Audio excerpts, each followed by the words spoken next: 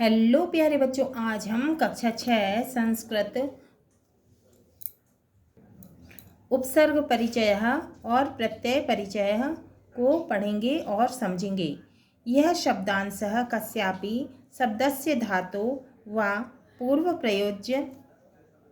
जो शब्दांश किसी शब्द या धातु के पूर्व यानी पहले जोड़ने पर तस्य अर्थे परिवर्तनम विशेषता वा आनयति, उसके अर्थ में परिवर्तन कर देते हैं अथवा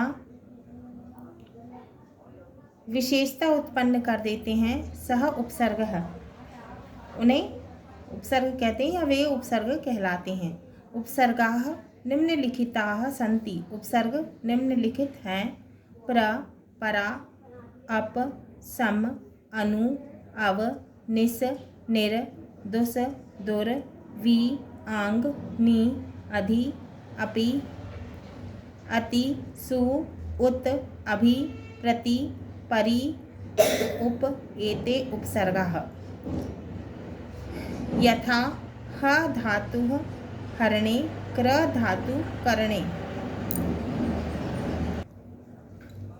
तो इंग्लिश में उपसर्ग को क्या कहते हैं? प्रीफिक्स कहते हैं। परिभाषा उपसर्ग की: जो शब्दांश किसी शब्द या धातु के पूर्व जोड़ने पर उसके अर्थ में परिवर्तन कर देते हैं। मतलब जो शब्द या धातु के पूर्व यानी पहले जोड़ने पर उसके अर्थ में परिवर्तन कर देते हैं, अर्थ को बदल देते हैं अथवा विशेषता उत्पन्न कर देते हैं, उन्हें उपसर्ग कहते हैं। उपसर्ग 22 होते हैं। ये इस प्रकार हैं: प्र, परा, सम, अप, अनु, अव, निस, निर, दुस, दुर, वि, आंग, आ, नि, अधि, सु, रत, अभि, प्रति, परि और उप। रति, रति के आगे ह लगा दिया तो क्या हो गया? हरति। ह क्या है? उपसर्ग है। तो इसका अर्थ है, हरति का अर्थ होता है चुराता है। रति के आगे प्रह लगा दिया तो क्या हो गया? प्रहरति। प्रह क्या है? उपसर्ग है। अर्थ हुआ प्रहार करता है। रति के आगे विह लगा दिया। विह क्या है? उपसर्ग है। क्या हुआ? विहरति। अर्थ हुआ घूमता है। सहरति, रति के आगे सह लगा दिया, क्या हुआ? सहरति। उपसर्ग है सह। अर्थ हुआ संहार करता है।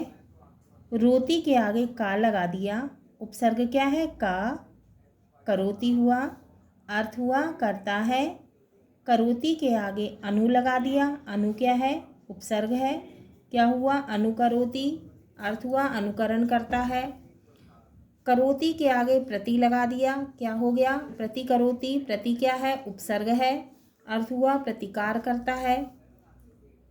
करोति के आगे संस लगा दिया। क्या हो गया? संस्करोति। संस क्या है? उपसर्ग है और इसका अर्थ हुआ संस्कार करता है। प्रत्यय परिचय: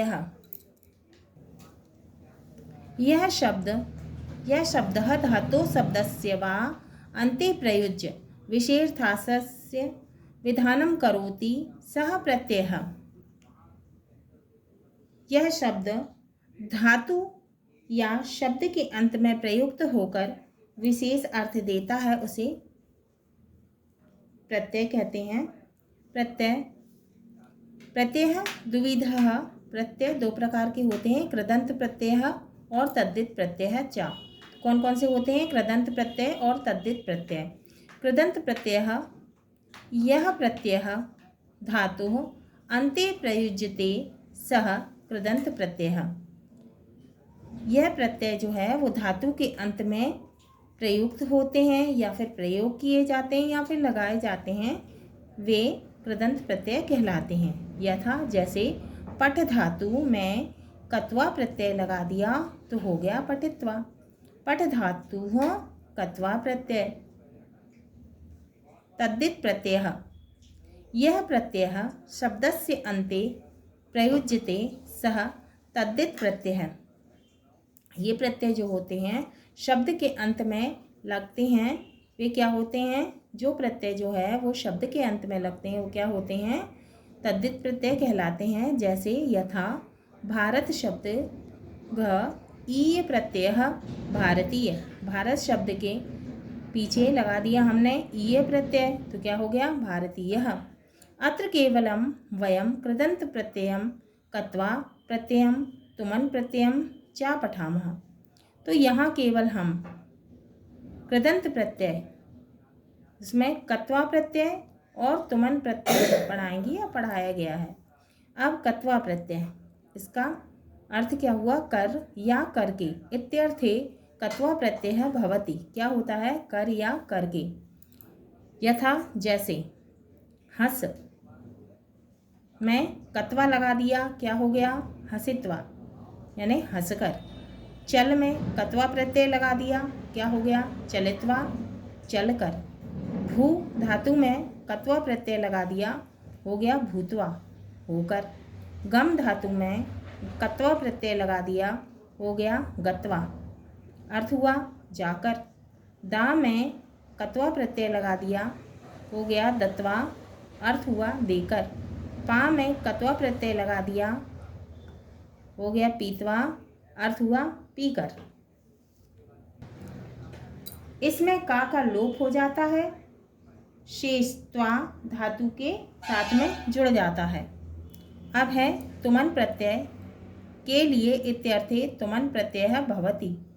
यथा, इसके लिए क्या हो गया? के लिए, क्या कहेंगे इसे? के लिए तुमन प्रत्यय। पठ धातु तुमन, क्या हुआ? पठितुम, इसमें तुम शेष रह जाता है, बाकी शेष अंश का लोप हो जाता है। हंस में तुमन लगा दिया, क्या हो गया? हंसी तुमन, हंसी तुम, हंसने के लिए। दा में तुमन जोड़ दिया, क्या हो गया? दातुम, देने के लिए, अर्थ हो गया इसका देने के लिए। पा में तुमन जोड़ दिया, हो गया पातुम, अर्थ हुआ पीने के लिए। गम में तुमन जोड़ दिया, क्या हो गया? गंतुम, यानी अर्थ हुआ जाने के लिए। प्रत्यय सफिक्स, जो शब्द धातु या शब्द के अंत में प्रयुक्त होकर विशेष अर्थ देता है उसे प्रत्यय कहते हैं। यानी जो शब्द धातु या शब्द के अंत में लगा दिया जाता है और उसका विशेष अर्थ वह देता है उसे प्रत्यय कहते हैं। प्रत्यय दो प्रकार के होते हैं। पहला है कृदंत प्रत्यय, जो प्रत्यय धातु के अंत में लगते हैं कृदंत प्रत्यय कहलाते हैं। यथा जैसे पठ धातु कत्वा प्रत्यय, इसमें का लोप हो जाता है, शेष त्वा धातु के साथ में जुड़ जाता है। जैसे पठ धन कत्वा पठित्वा, तो इसमें का लोप हो गया।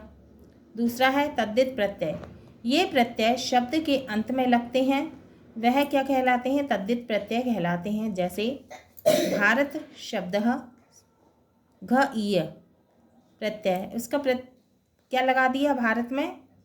ईय, तो क्या हो गया? भारतीय हो गया। भारत धन ईय, भारत में ईय जोड़ दिया, क्या हो गया? भारतीय। तुमन प्रत्यय, यह प्रत्यय के लिए, तो इसमें क्या हो गया? के लिए प्रयुक्त होता है। इसमें से तुम शेष रहता है और शेष अंश का लोप हो जाता है। जैसे पठ धन तुमन पठितुम, पढ़ने के लिए।